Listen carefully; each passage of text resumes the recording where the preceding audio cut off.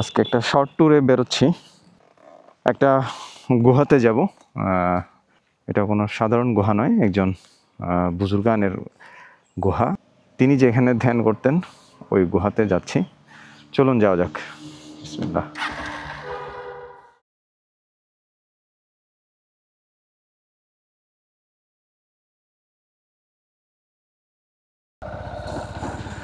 আমি এখন রওনা দিছি আদালত ভবন প্রাঙ্গণ থেকে। আমার বাড়ি এখানেই। তো যারা এখানে আসতে চান তারা যদি শহর থেকে আসেন তাহলে রাউজান মুন্সিরঘাটা নেমে ওখান থেকে সিএনজি আছে, সিএনজি করে ডাবুয়া ফকির গুহা যাব বললে সবাই চিনবে, তো ওখানে নামাই দিবে। ওখান থেকে আবার হয়তো ঘন্টাখানেক হাঁটা পথ আছে। আমি যেখান থেকে স্টার্ট করছি তার মানে আদালত ভবন থেকে, এটা হচ্ছে উত্তর দিকে, আদালত ভবন থেকে উত্তর দিকে বৃন্দাবন পর্যন্ত। এই রোডটা খুবই সুন্দর, ড্রাইভ করার জন্য বিকেলে খুবই একটা সুন্দর রাস্তা, এবং অনেকেই আসেন ড্রাইভ করতে। আর যদি কেউ রাউজান আসেন শহর থেকে, যদি ঘুরতেও আসেন অন্য কোথাও, তাহলে আমি বলবো এই পথে এসে ঘুরে যেতে। এটা বৃন্দাবন পর্যন্ত গিয়ে শেষ হয়েছে রোডটা। এরপরেও যাওয়া যায়, কিন্তু এরপরে আর পাকা রোড নেই। ফকির গুহা যেতে হলে আমাকে একটা জায়গায় বাইক রেখে তারপর হেঁটে যেতে হবে।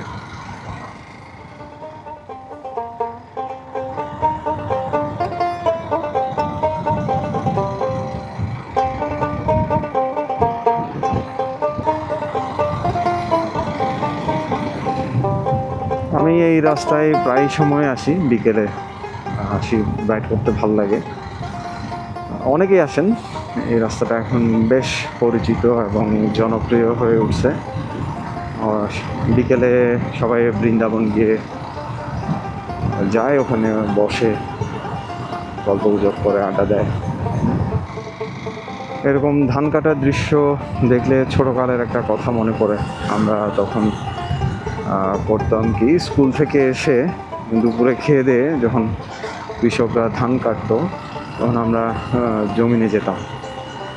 কারণ ধান কাটতে কাটতে দেখা যাচ্ছে কিছু ধানের ছড়া এমনি পড়ে থাকে, যেটা কৃষকরা এটা উঠায় না, ওখানেই পড়ে থাকে। তো আমরা করতাম কি, ওই ধরনের ছড়া কুড়িয়ে নিতাম, কুড়িয়ে নিয়ে এটা জমিয়ে রাখতাম। কারণ তখন মুড়ির মোয়া, চিরার মোয়া এগুলা বিক্রি করতো ফেরি করে। তো ওরা আসলে ওদেরকে আমরা ওই পুরোনো ধানের ছড়ার বিনিময়ে আমরা মোয়া নিতাম। খুব সুন্দর একটা স্মৃতি। এখন এদিকে এই পাশে করে কিনা আমি ঠিক জানি না, এখন বাচ্চারা এসব হয়তো করে না।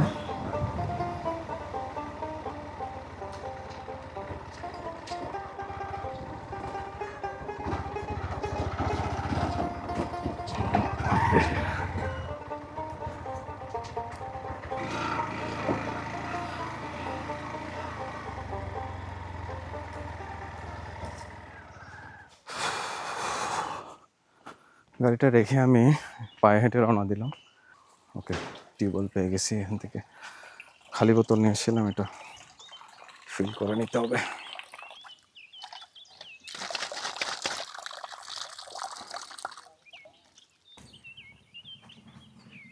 সুন্দর পাহাড়ি রাস্তা, একেবারে শুনশান নীরবতা, চারিদিকে পাখির আওয়াজ আর গাছের পাতার আওয়াজ ছাড়া তেমন কিছুই নেই।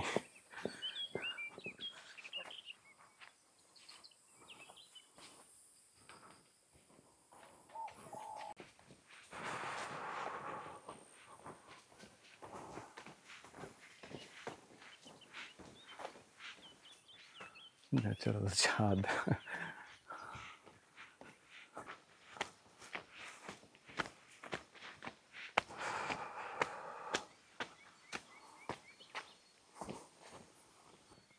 আমার একা ঘুরতে খারাপ লাগে না, বন্ধু বান্ধব থাকলে কথাই নেই, তবে একাও এনজয় করি। যেমন আজকে চলে আসলাম, এখন আসলে একটু কনফিউজড। এইদিকে একটা পথ, এখানে একটা পথ, যতটুকু মনে পড়ে ঝিরি দিয়ে যেহেতু নামতে হবে, এই পথেই নামতে হবে। বিসমিল্লাহ, যাওয়া যাক আল্লাহর নাম নিয়ে।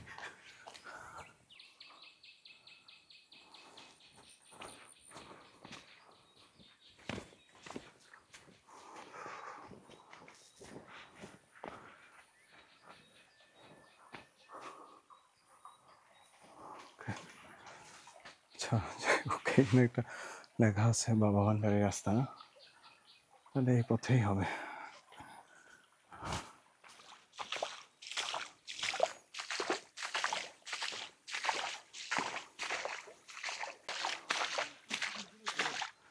যাক, কারো দেখা পাইছি মনে হচ্ছে।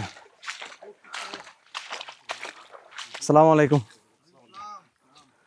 আমরা গুহাত নাই না, কতক্ষণ লাগবে কিন্তু? মানুষ আছে না? ডর লাগে, এনে সমস্যা তো নাই। আচ্ছা ভাই, আচ্ছা মানে ওই বামে যাবেন, এদিকে বাবা মানের রাস্তার গরু গরু মানে ওই সোজা বামে রাইটে যাবেন। আচ্ছা, ধন্যবাদ ভাই, ধন্যবাদ। আসসালামু আলাইকুম। আপনারা এতক্ষণে বুঝে গেছেন আমি কোথায় আসতেছি বা যাচ্ছি।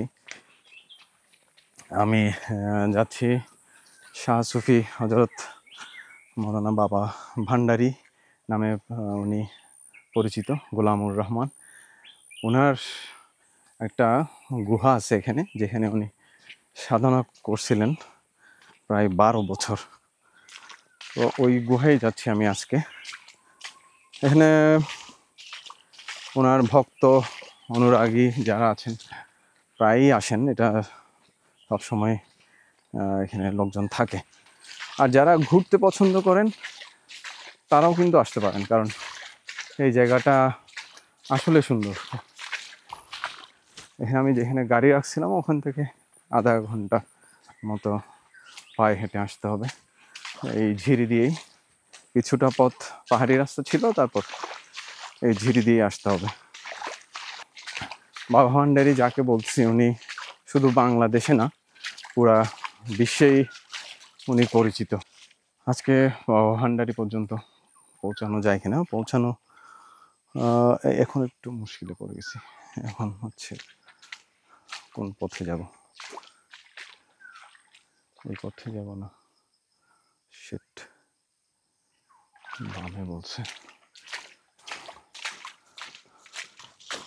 আল্লাহ সহায়, আমি আসলেই কনফিউজড, কারণ ওই দিক থেকে আর কেউ আসার নেই যে কাউকে জিজ্ঞেস করব। এখন পথ হারাই ফেললে আবার ব্যাক করা ছাড়া কোনো উপায় থাকবে না। সম্ভবত এইটাই।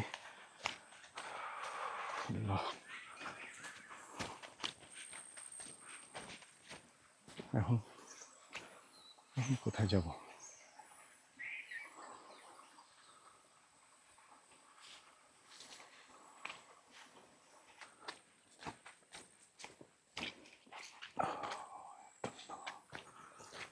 আল্লাহ, পাইছি মনে হচ্ছে। ইয়েস, ঠিক পথে আসছি আলহামদুলিল্লাহ। আমি আসলে ভয় পাইছি, কারণ মানুষ আর নাই। সম্ভবত আমি এখন একাই, কথা আর কেউ নেই। যত সম্ভব তাড়াতাড়ি ফিরতে হবে আমাকে।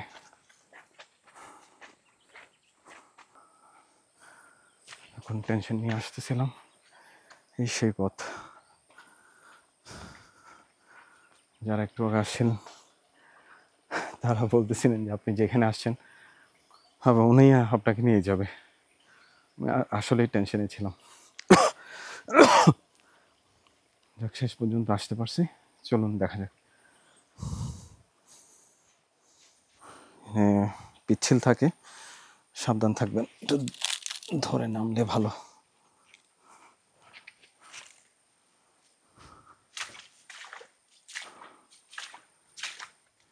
আগরবাতির খুশবু আসতেছে এখান থেকে, যেহেতু এখানে মাজারটা আছে।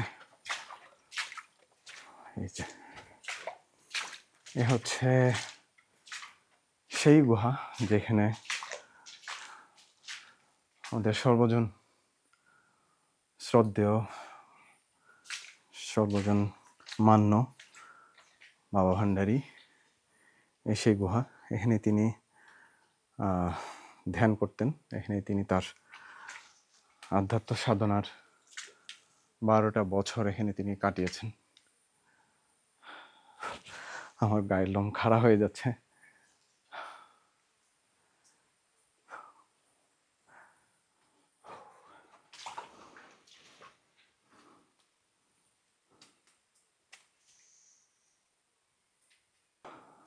এখন আমি দাঁড়িয়ে আছি হযরত শাহ সুফি গোলামুর রহমান মাইজ ভান্ডারী প্রকাশ বাবা ভান্ডারীর সেই গুহার সামনে। আমার এই সাইডেই হচ্ছে এই যে এই গুহাটা, এই গুহায় তিনি 12 বছর তার আধ্যাত্ম সাধনা করেছিলেন।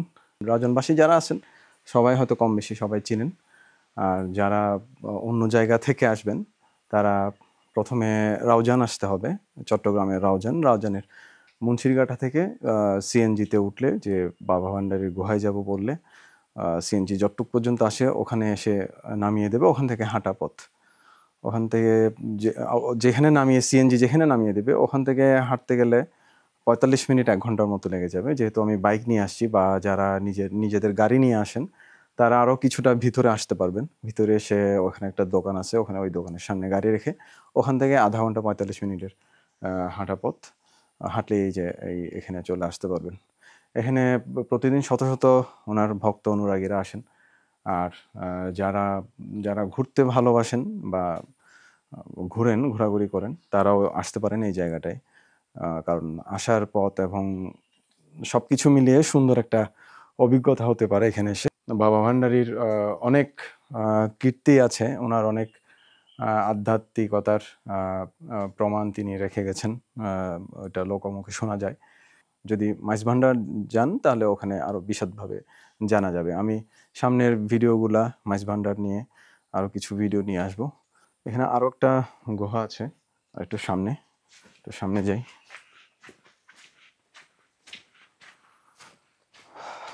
এখানে কিন্তু অনেক মানুষ থাকেন প্রতিদিন, ওনারা মানে টাইম নিয়ে এসে ঘুরে চলে যান। আমি এমন টাইমে আসছি যে সম্ভবত আমি ছাড়া এখানে আর কেউ নেই, দেখতেই পাচ্ছেন। আমারও একটু ভয় ভয় লাগছে। যাই হোক, ভান্ডারী আছেন, তিনি সহায়, আল্লাহ সহায়। এখানে একটা গুহা আছে, চলুন সেটা দেখি।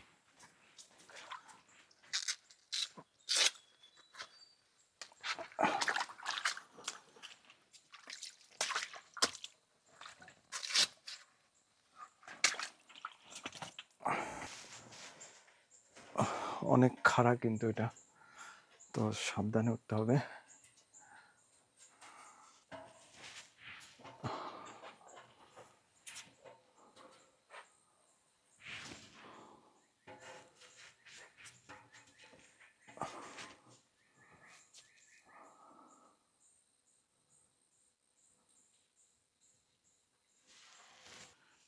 যে আমার ঠিক পেছনেই এটা আর একটা গুহা, সম্ভবত উনি এখানেও আসতেন। তো অনেক অনেক শুকরিয়া খোদার কাছে, আজকে এখানে আসার প্ল্যান ছিল আমার, আসতে পারছি। এবং আজকে এমন টাইমে আসছি যেখানে আমি ছাড়া আপাতত আর কেউ নেই। এখানে প্রতিদিন প্রায় সদস্য মানুষ তো থাকেই। আলহামদুলিল্লাহ আসতে পারছি, এবং বাবা ভান্ডারীর এই যে গুহা আমি দর্শন করতে পারলাম। খুবই ভাগ্যবান মনে হচ্ছে, কারণ আমি একাই আছি এখানে একা থেকে যেই ফিলটা হচ্ছে, অনেক লোকের সাথে এসে হয়তো সেই ফিলটা পাওয়া যাবে না। আসলে আমার আমার গায়ের লোম খাড়া হয়ে যাচ্ছে এখন।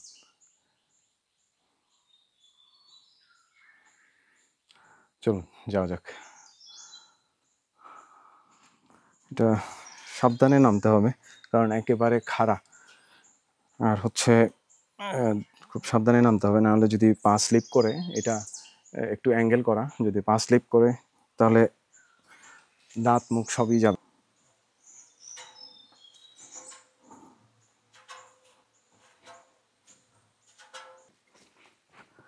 যাই হোক, আলহামদুলিল্লাহ আজকে আমার প্ল্যান সাকসেস। আমি আসতে পারছি বাবা ভান্ডারীর গুহাটা দেখার জন্য, এবং যে পরিবেশ আজকে আমি পাইছি এবং যে পরিবেশটা আমি নিয়ে যাচ্ছি, যে পরিবেশটা আপনারা দেখবেন, এইরকম এইভাবে খুব একটা পাওয়া যায় না, কারণ সবসময় লোকজন থাকে। আমার ভাগ্য ভালো যে আমি দেরি করে আসছি, আর এটারই ফলস্বরূপ আমি আজকে এই সুন্দর ফুটেজগুলো নিতে পারলাম। তো আপনারা সবাই ভালো থাকবেন। আমি জয়নুল, লাভ টু রাইড থেকে সবাইকে শুভেচ্ছা জানাচ্ছি। আর যদি আমার ভিডিওগুলো ভালো লেগে থাকে তাহলে সাবস্ক্রাইব করবেন, লাইক করবেন, কমেন্ট করবেন, শেয়ার করবেন, কারণ আপনাদের এই যে ছোট্ট কন্ট্রিবিউশনটা আমাকে হেল্প করবে সামনের ভিডিওগুলো করতে। কারণ আমি ঘুরতে পছন্দ করি এবং চাই যে সব কিছু ছেড়ে দিয়ে ঘোরাঘুরি করি। আর আমার প্ল্যান থাকবে ক্রমান্বয়ে যে এই রিলেটেড ভিডিও, যে বাবা ভান্ডারীর যে এখানে আসলাম আজকে, এখান থেকে কিন্তু উনি সরাসরি মাইজভান্ডার শরীফে যাননি। এখান থেকে উনি বটপুকুরিয়া নামক একটা জায়গায় গিয়ে আস্তানা করেছিলেন, ওখানে ছিলেন কিছুদিন, তারপর ওখান থেকে মাইজভান্ডার গেছেন। তো সম্ভবত নেক্সট ভিডিও বটপুকুরিয়া নিয়ে হবে, এবং বটপুকুরিয়া থেকে উনি যেভাবে মাইজভান্ডার শরীফ উনি গেছেন ওই ইতিহাসটা আমি আপনাদের সাথে শেয়ার করব। একা আসছি, আমি আসার পথে আসলে ভয় পাইছিলাম। যাই হোক, মহান রবের দোয়ায়, বাবা ভান্ডারীর টানে আজকে আমি আসতে পারছি এখানে। আসার পথে যে ভাইদের সাথে দেখা হয়েছিল, ওনারা বলতেছিলেন যে আপনি যেখানে যাচ্ছেন ভয় পায়েন না, ভান্ডারী আপনাকে ওখানে নিয়ে যাবে। আসলে ব্যাপারটা তাই। ধন্যবাদ সবাইকে, ভালো থাকবেন, সুস্থ থাকবেন, আর আমরা সবাই একসাথেই থাকি, সবাই একজন আরেকজনের সাথে ঠোকাঠুকি না করি, কারণ বাঁচবো বা কদিন, সবাই একসাথেই বাঁচি। সে যে ধর্মেরই হোক, যে বর্ণেরই হোক, যে গোত্রেরই হোক, একসাথে থাকাটাই জরুরি আমাদের। আসলে আমরা মানুষ আজকাল প্রকৃতি থেকে অনেক দূরে সরে যাচ্ছি, কিন্তু আমরা প্রকৃতিরই একটা অংশ, এটাই আমরা ভুলে যাচ্ছি দিনে। এই প্রকৃতিকে যদি আমরা ভালোবাসি তাহলে মানব জাতি টিকে থাকবে আরো বহুদিন। ধন্যবাদ সবাই।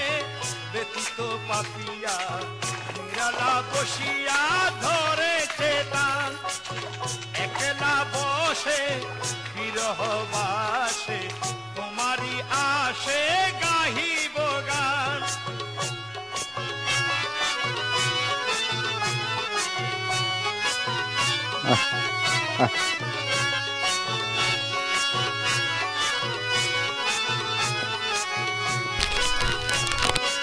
করো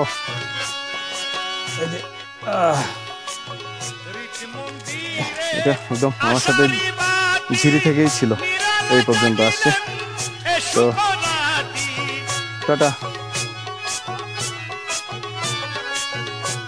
মন্দিরে আশারি বাতি নিরালা জাগিলে শুকরাতি, সোহাগ ভান্ডে মিলন মধু, সোহাগ ভান্ডে মিলন মধু, বধুর সনে করিতে পান, একলা বসে বিরহ ভাসে তোমারি আসে গাহিব